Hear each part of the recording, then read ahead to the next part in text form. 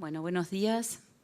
En primer lugar, quiero agradecer al Comité Científico haberme invitado a participar de esta sesión de composición corporal y poder dar a conocer y difundir el trabajo que venimos realizando en este área. Y por otra parte, también quiero expresar mi honor por estar compartiendo esta mesa con la doctora Semmel, que es una referente para los que trabajamos en esto. Bueno, voy a hacer el título, digamos, que hoy me dieron para desarrollar esa agua marcada con deuterio. Yo voy a contar justamente cuáles son las experiencias en proyectos regionales a través de la aplicación de esta tecnología. Y lo que voy a hacer primero es contextualizar el tema con algunos datos que ya todos conocemos, pero no viene mal recordarlo. ¿Por qué evaluar la masa grasa corporal? ¿Cuáles son los primeros estudios que nosotros realizamos utilizando bioimpedancia y antropometría? Describir después la técnica, que muy pocos la conocen, y después contar cuáles son los proyectos en los cuales estuvimos participando para evaluar composición corporal, los datos que obtuvimos y algunas otras aplicaciones de la técnica que no corresponden exactamente a... Sí.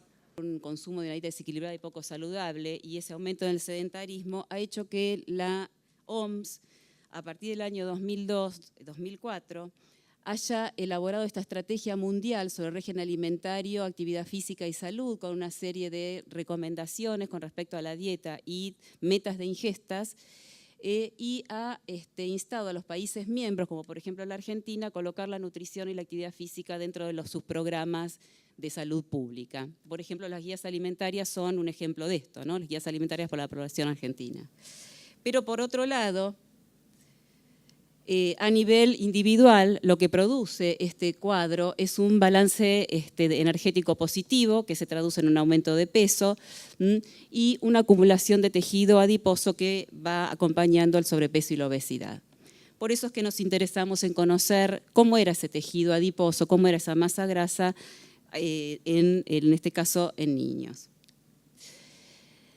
Ese exceso y acumulación de tejido adiposo no solamente está provocando un balance positivo y un aumento de peso, sino que también lo que se genera es una hipertrofia y una hiperplasia del tejido adiposo con adipocitos que empiezan a sintetizar una serie de moléculas llamadas adipoquinas y un desbalance en las adipoquinas, como por ejemplo el factor de necrosis tumoral alfa, interleuquina 1, interleuquina 6, interleuquina 18, ¿sí? Y también otras células que están presentes dentro del tejido adiposo que está hipertrofiado, como los macrófagos tipo 1 o la célula CD8 o la célula CD4 de tipo 1.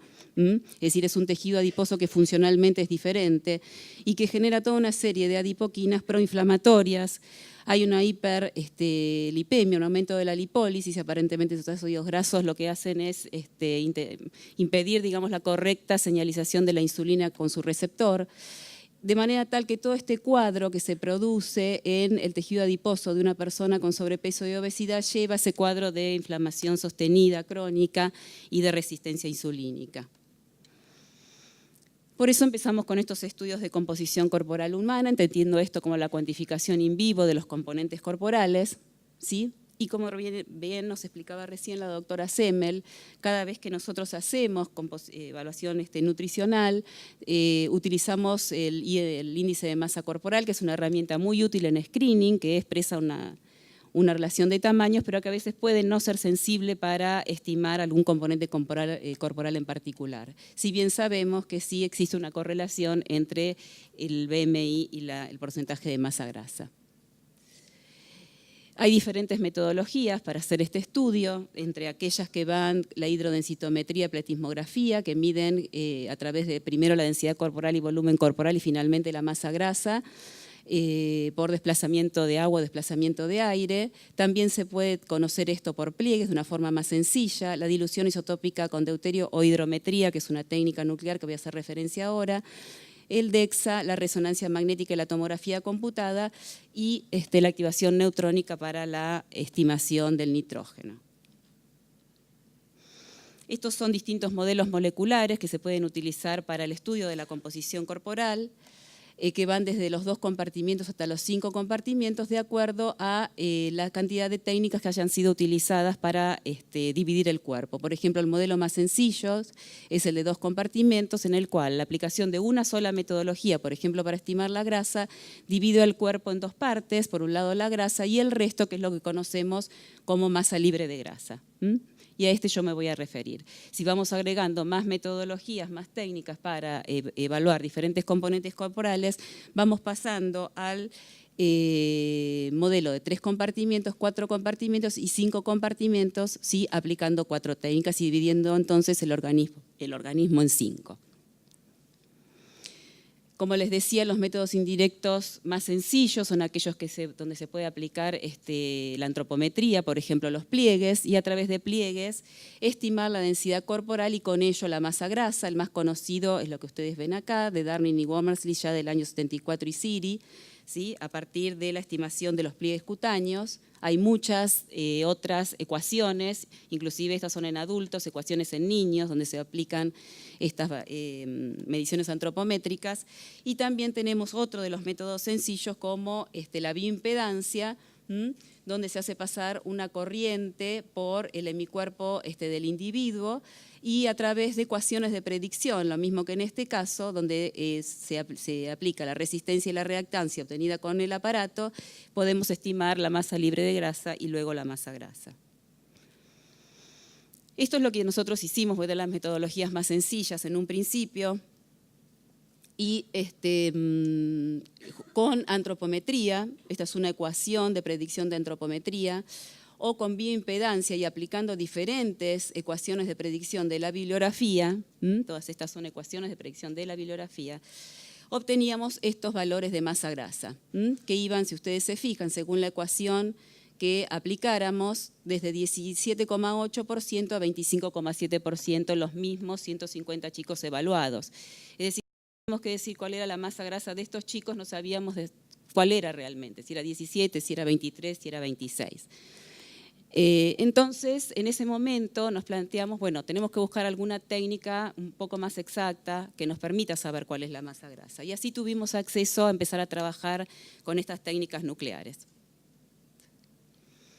Estas técnicas nucleares son técnicas que utilizan isótopos estables en la medición. ¿Qué es un isótopo estable? Un isótopo estable es un átomo de un mismo elemento químico que tiene el mismo número de protones en el núcleo, que se llama número atómico, si alguien lo recuerda por allá de química, pero distinta masa, que es el número de protones y el número de neutrones, más el número de neutrones, de manera tal que lo que diferencia a los isótopos estables es el número de neutrones solamente. Pero algo muy importante es que estos, al ser estables, no emiten radiación alguna. Y también una característica de estos isótopos estables es que se encuentran en la naturaleza en distinta abundancia natural. Entonces, cuestiones importantes es que son inocuos, porque son estables, no son radioactivos, ¿sí? Y por lo tanto pueden ser administrados a individuos de todas las edades, ¿sí? Hay muchas aplicaciones en la literatura. De hecho, los requerimientos energéticos actuales, según la FAO, están determinados por el método del agua doblemente marcada. Entonces, se pueden aplicar a todas las edades. Esto es, por ejemplo, un cuadro donde se lista los diferentes isótopos estables y la abundancia natural de cada uno de ellos. En nuestro me voy a hacer referencia al hidrógeno, que puede presentarse hidrógeno 1, que tiene un solo protón en el núcleo, hidrógeno 2, que aparte de un protón tiene un neutrón.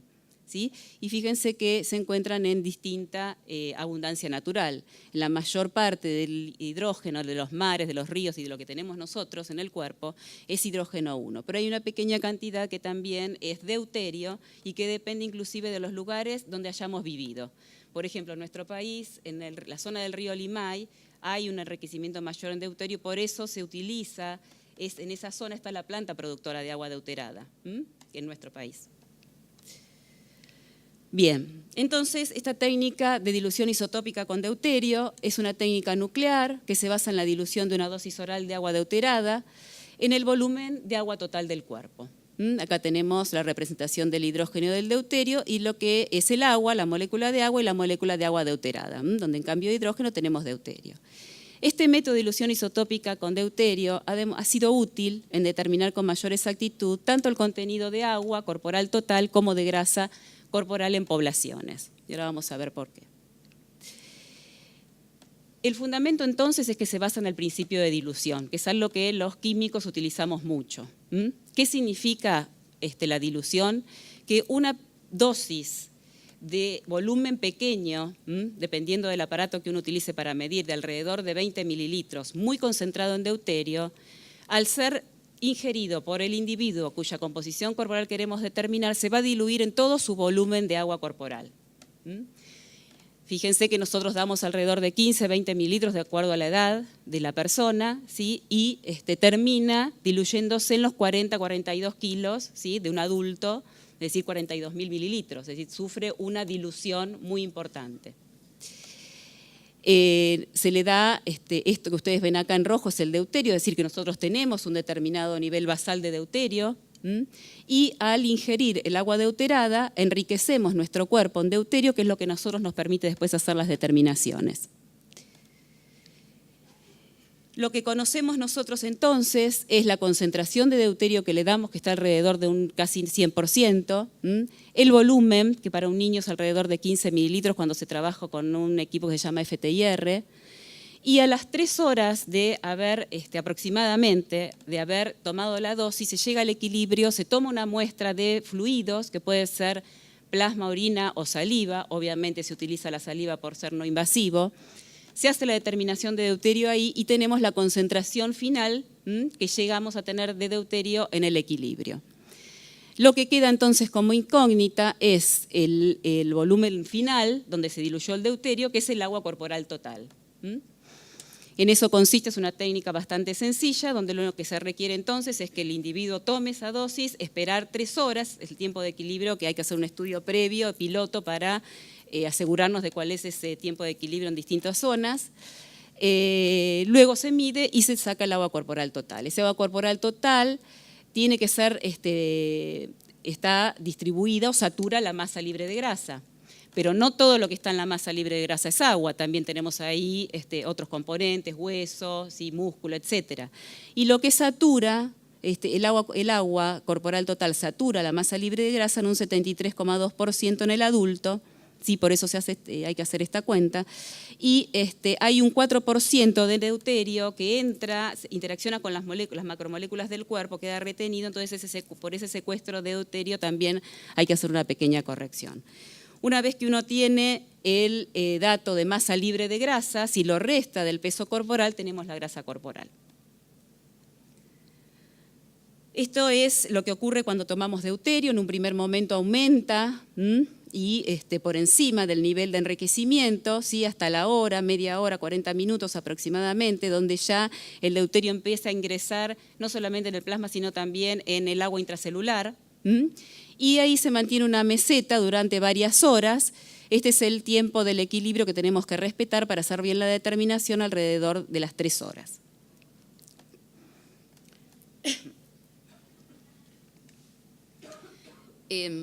Perdón.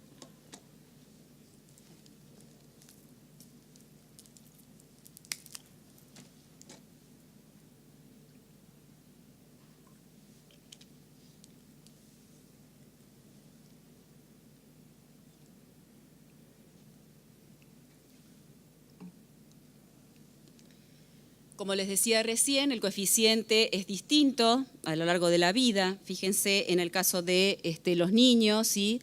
De los lactantes, cómo el coeficiente de hidratación va cambiando, lo mismo que durante la edad escolar y los adolescentes, de manera tal que nos tenemos que fijar muy bien cuál es la hidratación según la persona que estemos evaluando. Así es como llegamos a participar nosotros de proyectos de las Naciones Unidas con distintos países de Latinoamérica y pudimos aprender, capacitarnos en esta metodología y llevarla a cabo. Esos son todos los países que participaron en ese momento y este estudio lo llevamos a cabo gente de la Universidad de Buenos Aires y personal también de la Facultad de Humanidades de La Plata. Es un proyecto en conjunto entre ambas universidades. Si no, hubiese sido muy difícil poder hacerlo. Es muy interesante contar lo que se ha realizado en estos proyectos porque cuando uno llega a estos lugares no sabe bien con lo que se va a encontrar. Bueno, y lo primero era tener consenso, ¿sí?, con los demás países sobre la problemática regional. Es decir, que no es un proyecto que viene desde afuera, sino que se consensúa desde ese momento. Se diseña metodológicamente, el proyecto, se capacita a todos los países, como siempre hay países que van más adelante que otros en esto, entonces unos ayudan a los otros y se genera una verdadera red de trabajo, ¿sí? Y también en la metodología de análisis, y de predicción de la composición corporal. El estudio de campo fue muy difícil de realizar, sobre todo porque cuando nosotros decíamos que íbamos a trabajar con deuterio nos miraban raro, pensaban que era una cosa extraña y muchos pensaban que era un elemento radioactivo.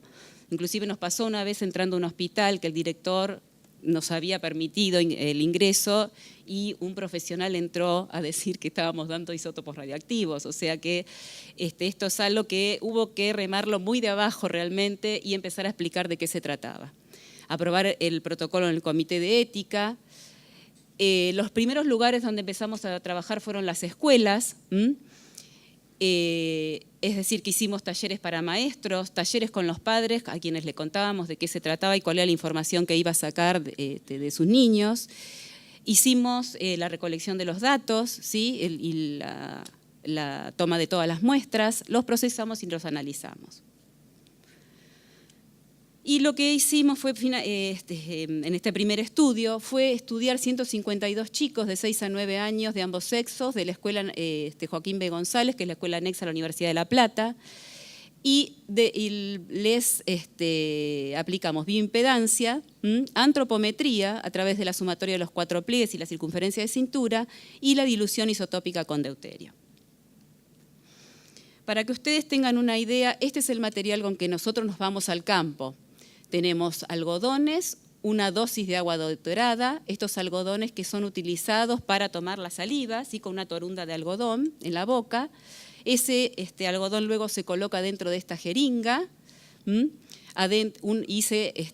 la saliva luego se recoge en estos 2 tubitos, uno para la saliva basal, ya que nosotros tenemos deuterio en nuestro cuerpo naturalmente, y la saliva postdosis luego de las 3 horas. Lo importante es que estas dosis se encuentren exactamente pesadas, es decir, toda la dosis debe ser consumida por el niño.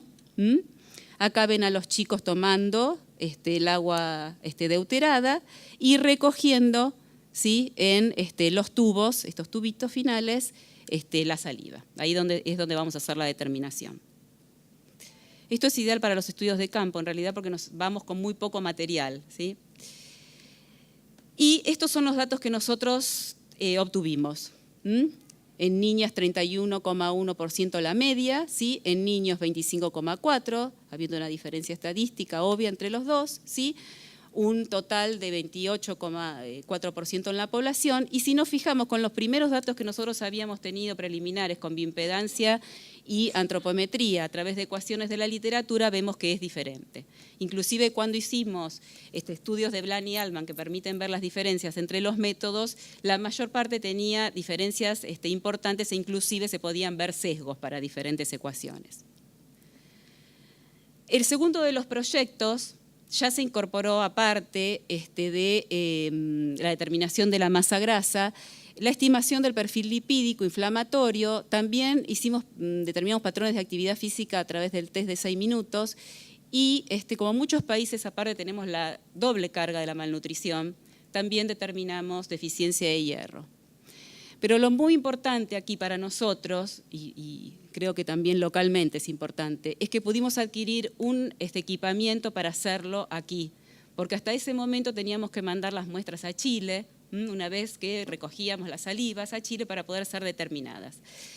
Por suerte, convencí al decano de que me pusiera unos pesitos para comprar esto y el 50% lo aportó la Organización Internacional de Energía Atómica, adquirimos el equipamiento.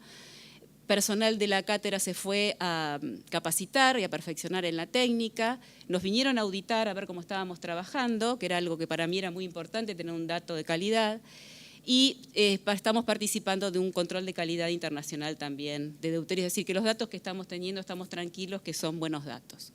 Este segundo estudio, fíjense, algunos de ustedes lo deben tener presente, ¿no?, la ciudad de los niños. era de toda la periferia de La Plata, inclusive de Olmos, de lugares bastante alejados, ¿sí? Nosotros los recibíamos acá en la unidad sanitaria, y ahí hacíamos los diferentes test, ¿sí? Acá también estamos en la cátedra, hay personal de la cátedra que está trabajando luego en la medición. Y lo que obtuvimos en estos chicos fue esto que ustedes ven acá. Este proyecto fue el segundo proyecto, el valor de masa grasa en niñas, en niños y la población total, que era muy similar al estudio anterior. Es decir, esto nos permitió juntar los datos, hacer un pool de datos, en ese caso llegar a casi 250 datos, ¿sí? Y analizarlos en su conjunto. Y estos fueron los datos que obtuvimos. Si ustedes se fijan, bueno, el promedio de la edad está alrededor de los 8 años, eran entre 6 y 12 años, ¿sí? Acá. El porcentaje de sobrepeso y obesidad en la población general, sobrepeso 28% y 16% de obesidad, es decir, estamos en un 43-44%, ¿sí? El porcentaje de masa grasa 29,5 más menos 7,1, siempre mayor en las mujeres. Y también lo que vimos es la clásica distribución de los valores de masa grasa en función del BMI, como se describe en toda la literatura, y los valores, cómo van en aumento de la masa grasa, ¿sí? Categorizando a la población en normal, sobrepeso, obesidad grado 1, grado 2, cómo va aumentando. Si vemos en las niñas en particular, ¿sí? Lo mismo que recién veíamos, la descripción de la masa grasa en función del BMI. Si lo analizamos en función del Z-score, como estaba distribuido, algo interesante es que en función de la edad de los 6 años a los 12 años no tuvimos diferencia significativa, aunque vemos un aumento un poquito mayor a los 12 años de edad, pero no hubo diferencia significativa entre ellos. Y acá lo que decíamos recién, como del normal, de las niñas normales, cómo va aumentando la masa grasa de manera significativa cuando están en sobrepeso, obesidad de grado 1, obesidad de grado 2. Y estos son los porcentajes, ¿sí? De normales y sobrepeso obesos que tenían, porque ustedes se fijan, también estamos en el 44% en las niñas, y algo muy similar pasa en los niños, donde tampoco observamos diferencia significativa entre los varones, ¿sí? Ahí tenemos el valor de la media, y exactamente el mismo comportamiento. A medida que aumenta de normal sobrepeso y obesidad, van aumentando de manera significativa y los porcentajes, tanto en varones como en mujeres, de sobrepeso y obesidad fueron los mismos. Esto fue un análisis que hicimos para ver si había concordancia o discordancia entre los valores de masa grasa y el índice de masa corporal. Es bastante controvertido, bastante difícil de saber cuál es el punto de corte, es decir, bueno, la masa grasa a partir de cuándo podemos considerar que es normal o anormal. Pero si hipotéticamente consideramos un valor de alrededor de 30 para las mujeres y 25 para los varones, ¿sí? Vemos que un 18% de las niñas tienen valores de BMI que consideramos normales, ¿sí? Por debajo de un desvío estándar, pero con un valor de masa grasa mayor de 30, que sería lo de este cuadrante.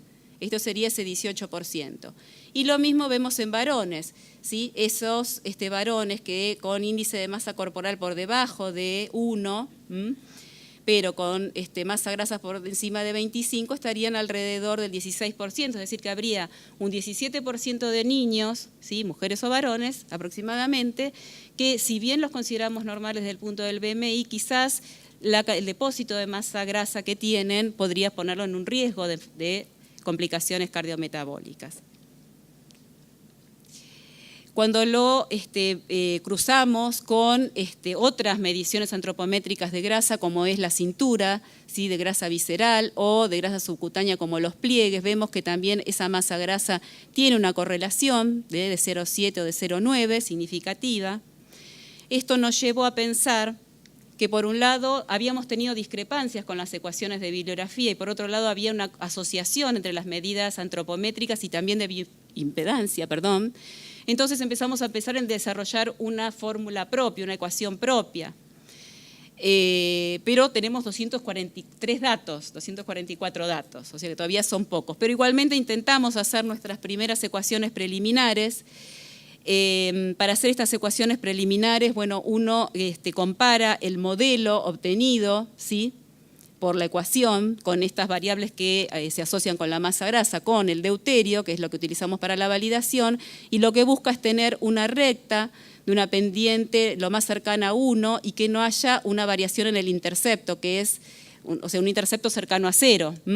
Y por otro lado, que cuando uno compara los métodos y aplica el test de Bland y Altman, no haya diferencia significativa, ¿sí? Y que tampoco haya sesgos. En eso estamos trabajando. No se las puedo mostrar la ecuación porque en eso estamos trabajando. Insisto, son todavía pocos datos, hay que dividir la población en 2, es decir, que para obtener el modelo uno está trabajando con 100 y pico de datos, ¿sí? Si alguien quiere colaborar, bienvenido sea. Cuando lo comparamos, ¿qué pasaba con la masa grasa y el perfil lipídico? Fíjense que de perfil lipídico, teniendo en cuenta la categoría de borderline y elevado, tanto para el colesterol como el LDL colesterol, estos son los datos que obtuvimos en los chicos. Si bien había un 4 o 3% de valores elevados, había entre 20 y 14%, ¿sí? De valores que están en el borde. Y también vimos esta asociación entre la masa grasa y los triglicéridos. Y esto es el estudio el del segundo proyecto, donde participaron todos esos países que les contaba antes, con esa cantidad de datos, ¿sí? De chicos de 6 a 12 años. Acá están todos los datos de los países. Si nos fijamos, nosotros tenemos un valor semejante a Chile, semejante a Cuba, semejante a Venezuela. Esto de ninguna manera es un estudio de prevalencia de masa grasa, ¿sí? Porque es un grupo en cada país que fue analizado nada más, pero sirvió para demostrar siempre lo mismo, para trabajar en red. Cuando alguno tenía una dificultad, el otro podía ayudarlo. Y a través de un análisis de regresión múltiple, lo que observamos fue que la masa grasa por deuterio tenía una correlación positiva con el colesterol total, con LDL colesterol, HDL colesterol, inversa con el HDL colesterol, directa también con los triglicéridos, la insulina, el índice OMA, ¿sí? La proteína C reactiva, y la presión sistólica y diastólica y la relación LDL-HDL en todo el continente. Y finalmente, para que conozcan otra de las aplicaciones también de la técnica, es la determinación de la ingesta de leche materna, que es la única manera de saber en realidad la ingesta de leche materna. Esta técnica también es beneficiosa con respecto al conocimiento que podemos tener de la composición corporal de la mamá, por lo que se llama el método del intercepto, y estimar la composición corporal del lactante. Y solamente a esto les voy a mostrar algunos datos, no voy a mostrar lo de ingesta de leche materna porque no correspondía a esta charla. Estos son los datos que obtuvimos, en ese caso son muy poquitos, tuvimos, fíjense, 18 casos en total. Aquí participó también el Hospital de Basavilbaso de la provincia de Entre Ríos, que se interesó mucho en saber esto, porque era muy difícil trabajar con pares mamá-bebé, ¿sí? Que recibieran deuterio para poder conocer la ingesta de leche materna y qué estaba pasando con los niños. Donde se puede ver, fíjense acá abajo, este es el promedio, los exclusivos y no exclusivos por recordatorio, donde no hemos tenido diferencia significativa alrededor de los 3 y 4 meses de lactancia, pero hay como una tendencia a un valor mayor en el caso de los exclusivos, pero insisto, no es significativa. Simplemente quería mostrarles para que sepan que también es una aplicación muy interesante, porque esto luego lo cruzamos con ingesta de leche materna, lo cruzamos con los requerimientos, ¿sí? Y la verdad que hemos tenido una sorpresa porque con la ingesta de leche materna que recibían los que estaban alimentados de manera no exclusiva, más de la mitad de ellos, un 60%, cubrían sus requerimientos energéticos y proteicos solamente con la ingesta de leche materna.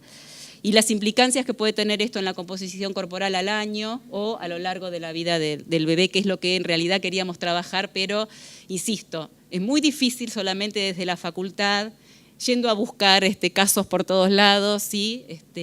Hacer estas cosas. Lo que estamos realmente muy contentos es en haber podido poner a punto la técnica para ser transferida.